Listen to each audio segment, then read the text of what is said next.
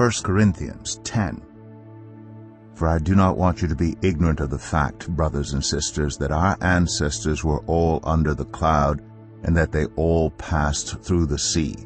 They were all baptized into Moses in the cloud and in the sea. They all ate the same spiritual food and drank the same spiritual drink. For they drank from the spiritual rock that accompanied them, and that rock was Christ. Nevertheless, God was not pleased with most of them. Their bodies were scattered in the wilderness. Now these things occurred as examples to keep us from setting our hearts on evil things as they did. Do not be idolaters, as some of them were.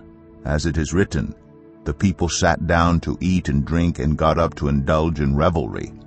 We should not commit sexual immorality, as some of them did, and in one day 23,000 of them died. We should not test Christ, as some of them did, and were killed by snakes. And do not grumble, as some of them did, and were killed by the destroying angel. These things happened to them as examples, and were written down as warnings for us, on whom the culmination of the ages has come. So if you think you are standing firm, be careful that you don't fall. No temptation has overtaken you except what is common to mankind, and God is faithful. He will not let you be tempted beyond what you can bear. But when you are tempted, He will also provide a way out so that you can endure it. Therefore, my dear friends, flee from idolatry. I speak to sensible people. Judge for yourselves what I say. Is not the cup of thanksgiving for which we give thanks a participation in the blood of Christ? And is not the bread that we break a participation in the body of Christ? Because there is one loaf, we who are many are one body, for we all share the one loaf. Consider the people of Israel. Do not those who eat the sacrifices participate in the altar? Do I mean then that food sacrificed to an idol is anything, or that an idol is anything? No, but the sacrifices of pagans are offered to demons, not to God, and I do not want you to be participants with demons. You cannot drink the cup of the Lord and the cup of demons too. You cannot have a part in both the Lord's table and the table of demons.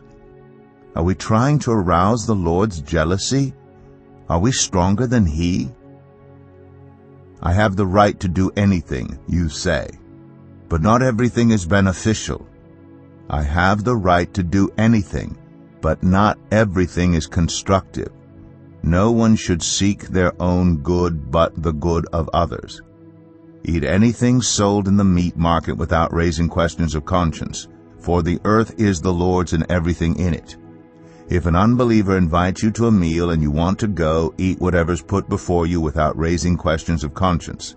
But if someone says to you, "This has been offered in sacrifice," then do not eat it, both for the sake of the one who told you and for the sake of conscience. I am referring to the other person's conscience, not yours. For why is my freedom being judged by another's conscience? If I take part in the meal with thankfulness, why am I denounced because of something I thank God for? So whether you eat or drink or whatever you do it all for the glory of God.